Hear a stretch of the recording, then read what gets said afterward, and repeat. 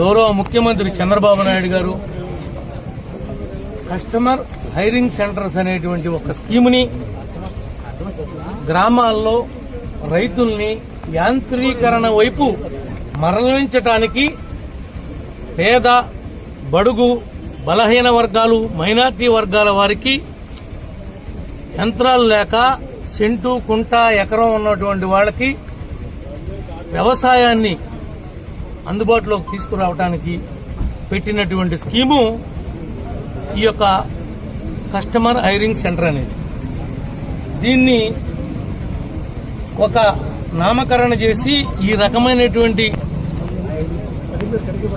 కార్యక్రమం ద్వారా రైతులకి హితోధికంగా సహాయం చేయడానికి ఉపయోగపడుతుంది అని పెట్టినటువంటి ఈ కార్యక్రమాన్ని మరి చరిత్రకారుడు జగన్మోహన్ రెడ్డి గారు ఆయన యొక్క నాయకులు కార్యకర్తలు ఎలుకలు సుంచులు పందికొక్కులకి దారాదత్తం చేశాడు. నా నియోజకవర్గంలో 62 ట్రాక్టర్లను ఇచ్చారు. 85 గ్రామాలకు గాను 62 గ్రామాల్లో ఈ యొక్క కస్టమర్ హైరింగ్ సెంటర్ల ద్వారా 62 ట్రాక్టర్లు ఇస్తే కేంద్రంలో గాని కస్టమర్ హైరింగ్ సెంటర్లో గాని గ్రామ పంచాయతీ ద్వారా గాని వీళ్ళు ప్రైవేటు పామాయిల్ తోలకాలకి కొంతమంది అయితే దీనికి పెద్ద భారీ వాటిని బిగించి ఏపీ ఈపీడీసీఎల్కి స్తంభాలు గోతులు తీయడానికి లైన్లు లాగడానికి వాళ్ళ సొంత వ్యాపారాలు చేసుకుంటానికి ఉపయోగించుకునే విధంగా ఈయన దీన్ని ఆధునీకరించాడు.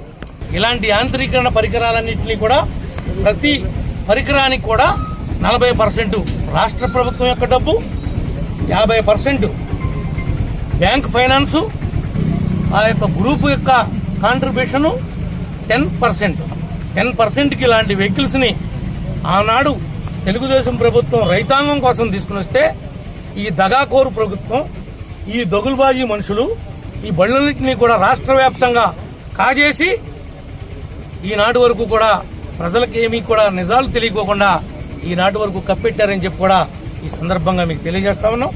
ఏవైతే ఈ రాష్ట్రంలో ఈ యొక్క కస్టమైజ్ వెహికల్స్ ఉన్నాయో అవన్నీ పేద బడుగు బలహీన వర్గాలకు సంబంధించినటువంటి రైతాంగానికి సంబంధించినవి.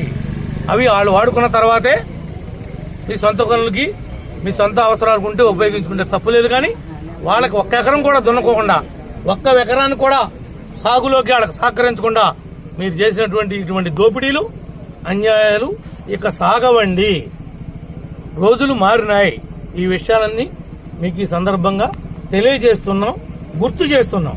అది ఇచ్చినటువంటి యొక్క సిద్ధాంతాలకి తూట్లు పొడిచి జగన్ ఏ రకంగా రాష్ట్రాన్ని కన్నవేసి దోసేయాలో వాళ్ళ నాయకుడికి గ్రామ స్థాయిలో వార్డు స్థాయిలో కూడా మా నాయకుల యొక్క ప్రజల యొక్క జేబుకి కన్నవేసి ఏ విధంగా దొంగ బుద్ధులు నేర్పించాలో జగన్ పార్టీలో చేస్తే గనక వాడికి అన్ని అర్థమవుతాయి. ఇలాంటి పనులు నీతిమాలిన పనులు ఎవరు కూడా చేయరు, చేయబోరు కూడా.